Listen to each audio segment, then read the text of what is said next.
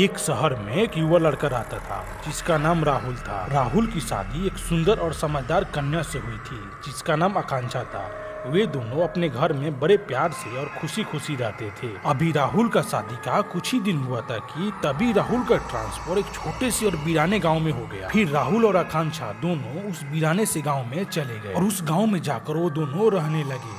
तभी राहुल को वहाँ के लोगों ने बताया कि मालूम है तुम जिसके जगह पे आए हो उसका नाम आर्या था और आर्या और उसकी पत्नी को एक भूतिया कर्ण पिशाच चंद्र ग्रहण का दिन उठाकर ले गया। कुछ दिन बाद आर्या का लाश गांव के बाहर वाले किले में मिले, लेकिन अभी तक उसकी पत्नी का कोई पता नहीं चला। उस गांव के लोग राहुल को यह भी बताया कि हर चंद्र ग्रहण का दिन कर्ण पिशाच आता है और इस गांव में से एक लड़की या कन्या को उठाकर ले जाता है। कहाँ ले जाता है, क्यों ले जाता है, आज तक पता नहीं चला। अभी तक कर्ण पिशाच जिसको भी ले गया है उसमें से कोई भी लौट कर नहीं आया है। जो भी लड़की या औरत को कर्ण पिशाच उठाकर ले जाता है और उसे जो बचाने का कोशिश करता है उसका हालत आर्या जैसा हो जाता है और वह जीवित नहीं लौटता है। मानो जैसे इस गाँव को किसी का शराब लग गया हो जो सारे गांव वाले को चुकाना पड़ता है। इस कारण से गांव के लोग गांव को छोड़कर जाना चाहते हैं, लेकिन लोग अपना गांव और जमीन छोड़कर आखिर जाए तो जाए कहां। हम सब के लिए हमारा घर और जमीन ही सब कुछ है, क्योंकि हम सब गरीब लोग हैं। हम सब लोग अपना घर और जमीन छोड़कर कहां जाएंगे। राहुल शहर का रहने वाला था, इसलिए गाँव वाले का सारा बात सुनकर राहुल को कोई फिल्म की कहानी जैसी लगा और राहुल गाँव वाले के कोई भी बात पे विश्वास नहीं किया। और गाँव वाले से राहुल बोला, आप लोग इस समय भी ऐसी बातें पे विश्वास करते हैं, यह सब एक भ्रम है। यह बोलकर राहुल हंसते हुए वहाँ से चला गया। तभी उसमें से कुछ लोग बोले कि शहर के रहने वाले लोग हमारे जैसे गांव के लोगों का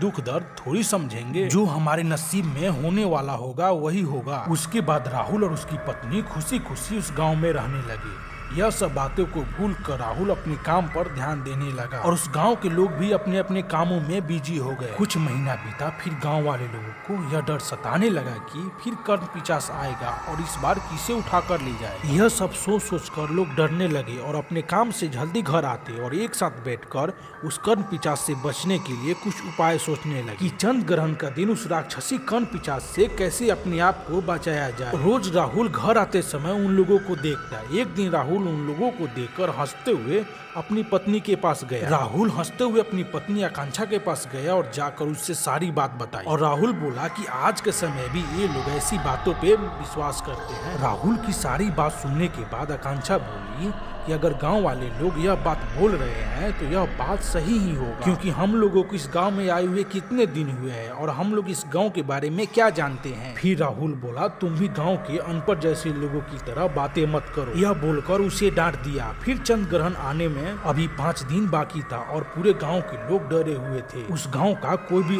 औरत या लड़की घर से बाहर नहीं निकलती, क्योंकि सब लोग यह सोचकर डरे हुए थे कि अगर इस बार वह कर्ण पिशाच आएगा तो किसको ले जाएगा। फिर समय बीतता गया और वह चंद्र ग्रहण वाला दिन आया। उस दिन उस गांव के सारे लोग एकजुट होकर यह प्लान बनाया कि आज के पूरी रात हम सब लोग एक साथ एक घर में रहेंगे, कोई भी अकेली बाहर नहीं जाएगा। पूरे रात पूरे गांव के लोग एक साथ ही रहेंगे। उससे बचने के लिए बस एक यही रास्ता है। पूरे गांव के लोग एकजुट होकर एक बड़े से घर में एक साथ रहने लगे और राहुल और उसकी पत्नी अपने घर में मजे से आराम कर रहे थे। और राहुल और आकांक्षा जैसे सोने के लिए बिस्तर पर लेटे तो अचानक से एक गहरी डरावनी सी आवाज सुनाई दिया। जिस आवाज को सुनकर आकांक्षा डर के मारे राहुल के पास आकर चिपक गई और आकांक्षा ने राहुल से कहा, ये कैसी आवाज थी? तो राहुल बोला, होगा किसी चीज का आवाज।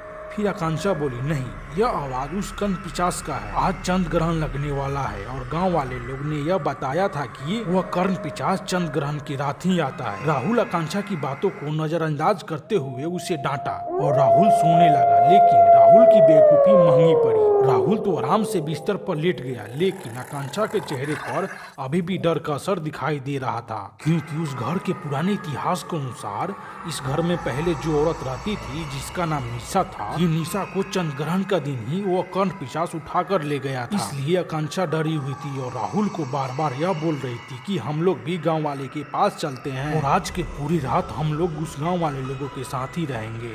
लेकिन इतना होने के बाद भी राहुल को उन सब बातों से कोई फर्क नहीं पड़ रहा था और आकांक्षा को राहुल डांटते हुए बोला कि तुम चुपचाप सूतो, फालतू की बातें मत करो। अभी अभी आकांक्षा बिस्तर पर लेटी हुई थी, तभी आकांक्षा को लगा कि वहाँ पे उसके साथ कोई और है और आकांक्षा वहाँ पे ताजी सी हवा की महसूस करने लगी। तभी आकांक्षा को लगा कि उसके गर्दन को बड़े प्यार से कोई सहला रहा है। आकांक्षा मुड़ी और राहुल की तरफ देखी तो राहुल दूसरी तरफ हाथ कर सोया हुआ था।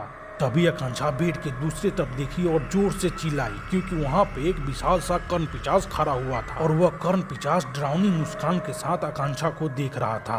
आकांक्षा की आवाज सुनकर जब राहुल की आंख खुली और राहुल जब देखा तो राहुल भी देखकर डर गया। यह सब देखकर राहुल और आकांक्षा एक दूसरे से लिपट गए और जोर जोर से चिल्लाने लगे। राहुल और आकांक्षा की आवाज पूरे गाँव वाले सुने, लेकिन डर के कारण कोई भी उनकी मदद के लिए आगे नहीं आया। फिर देखते देखते वह कर्ण पिशाच एक ही झटके में अचानक से आकांक्षा को उठाकर वहां से गायब हो गया। राहुल कर्ण पिशाच को रोकने के लिए अपना पूरा प्रयास किया, फिर भी राहुल उसे नहीं रोक सका। आकांक्षा को राहुल गांव के पास वाले किले में और पूरे जंगल में पूरी रात खोजता रहा, लेकिन आकांक्षा का कोई भी पता नहीं चला। फिर सुबह हुई और गाँव वाले सब एकजुट हुए और गाँव वाले लोगों ने राहुल से कहा कि हमने तुम्हें पहले ही कहा था कि चंद्र ग्रहण का दिन वो कर्ण पिशाच आता है और किसी न किसी औरत या लड़की को उठाकर ले जाता है। गांव वाले की सारी बातें सुनने के बाद राहुल पूरी तरह से बेचैन था। तब राहुल गांव वाले से बोला, मैं आकांक्षा के बिना नहीं रह सकता, मैं आकांक्षा के लिए बिना यहाँ से नहीं जाऊंगा। क्यों नहीं, आकांक्षा को बचाने के लिए मेरी जान ही देनी पड़ी, मैं आकांक्षा को बचाकर यहाँ से लेकर ही जाऊंगा। और राहुल से गाँव वाले बार बार एक ही बात बोल रहे थे कि तुम्हें उसे भूलना होगा, तुम यहाँ से चलो। राहुल का हिम्मत और आकांक्षा के प्रति प्यार देखकर तब उस गाँव में से एक बुजुर्ग चलकर राहुल के पास आया और बोला, बेटा इस गाँव के बाहर एक साधु आए हुए हैं, उनसे जाकर क्यों नहीं तुम सहायता ले, इसमें शायद वो हमारी कुछ वो मदद करे।